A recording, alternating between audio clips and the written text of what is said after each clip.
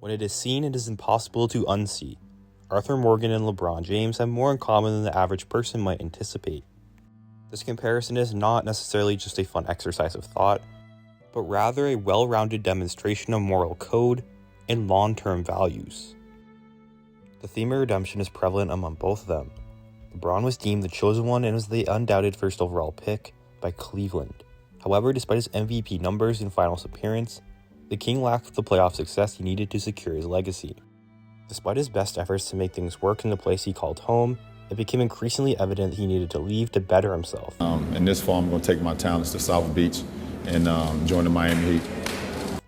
Likewise, Arthur struggles from the same problem. He sees the Vanderland gain crumbling all around him and knows he must leave, but is unable to fully accept the necessity in doing so. This is because of Morgan's maturity, as he understands the implication leaving the game will have. Therefore, he is hesitant to leave before knowing all is right with those close to him, whether it's the Marstons, Charles, or Sadie. Listen to me. When the time comes, you gotta run and don't look back. But LeBron is still very young and will learn that lesson later in his career. So he leaves in a highly criticized and loud manner. Not 3, not 4, not 5, not 6, not 7. Setting up the villain arc he did not really envision. Fearing an outcome similar to what we see with Giannis now, where he is trapped by feelings of loyalty instead of truly bettering his career in the long term. However, the media and those around him unfortunately didn't see it that way. They instead view it as a selfish betrayal. Arthur is unable to convince his own father figure in Dutch of his loyalty.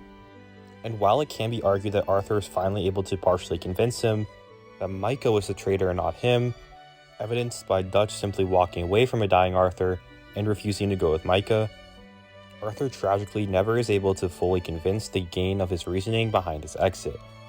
LeBron can't do so either. He's labeled as a ring chaser, super team dependent, and status of all, a traitor.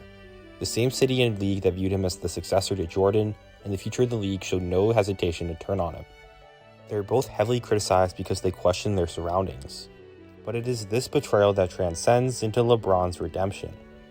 Before his tuberculosis diagnosis, Arthur is the stereotypical outlaw, but in reality he is a very unique one. Although Arthur does bad things, he does them to protect those he cares about. He understands that he's essential to the survival of the game. So when intimidating witnesses or forcibly collecting debts, it is not out of hate but instead a desire to ensure the gain, which includes many women and children, is well taken care of. His diagnosis drastically changes his outlook on life. Arthur reaches the conclusion that he only has a few months to redeem himself, with his impending death. I'm afraid. An illness that was contracted for one of his bad deeds of the past, and a cruel irony. I got it. Beating a man to death for a few bucks. LeBron faces a career with only a few more prime years in it, or at least we thought. With 2 NBA championships and several MVPs, LeBron reflects on himself and his career and realizes what needs to be done. LeBron feels similar pressure to redeem himself. However, he'll need to do so against all odds. LeBron returns to Cleveland with a vision of turning his legacy from that of controversy to loyalty, facing the harsh reality that one of the NBA's greatest dynasties lay on the horizon. He's for better or worse now tied to his own loyalty, just as Arthur clings to his loyalty to Dutch despite the clear moral decay seen in the death of Angelo Bronte and the lack of urgency to return John home, and the clear decline in quality of planning shown through the various disastrous failures in Saint Denis. He faces increasingly impossible odds to manage the task of balancing his relationship with Dutch and ensuring the survival and prosperity of the remaining gang members. LeBron, following a loss to Curry and Clay in 2015, knew that keeping his promise to the city of Cleveland would require a degree of dominance and consistency unseen from anyone in the game's history. And just like Arthur, LeBron stepped up to the challenge, needing to avenge his bitter departure from Cleveland and the loss of the Warriors in the finals the previous season. LeBron would average 26 points, 10 rebounds, and 8 assists in their playoff run. Then LeBron would get the chance for his ultimate redemption as they once again faced the Warriors in the finals. But they're even better than when they played the previous time, having gone a record-breaking 73-9 and with a unanimous MVP, Steph Curry. The Warriors seemed almost unbeatable, but once again LeBron showed no fear. To add to the mountain of obstacles, the Cavs went down 3-1 in the series, No team would ever come back from such a deficit in the finals, especially against such a good team like the Warriors. However, he would average 30 throughout the series, paired with 11 rebounds and 9 assists, to secure the finals MVP, which included 41 points in Game 6 in the iconic Back to Iguodala, up for the layup. Oh, blocked by James. in Game 7, completing one of the most memorable playoff performances of all time in the first 3-1 comeback in the finals. LeBron redeemed himself, bringing the championship to Cleveland he so desperately needed. Cleveland! This is for you! Arthur, meanwhile, is desperate to save the Marstons, especially John. Once feared, he is forced to accept that his prime has dwindled down to almost nothing.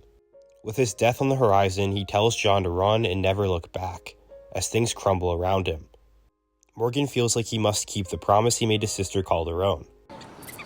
Take a gamble that love exists and do a loving act. To complete a loving act. And while like LeBron he had already proven himself in many different ways before the final challenge, whether it was resolving debts or helping eagle flies and the natives, it was essential that he finish the job.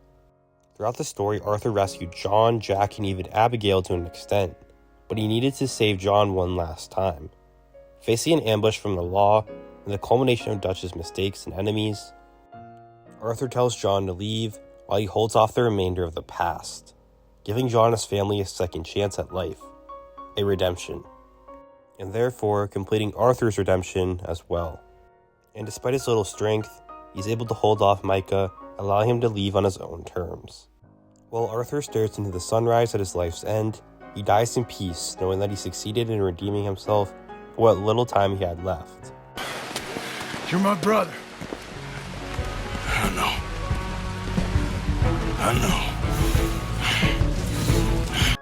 However, this also reminds us there's a critical element in the story missing.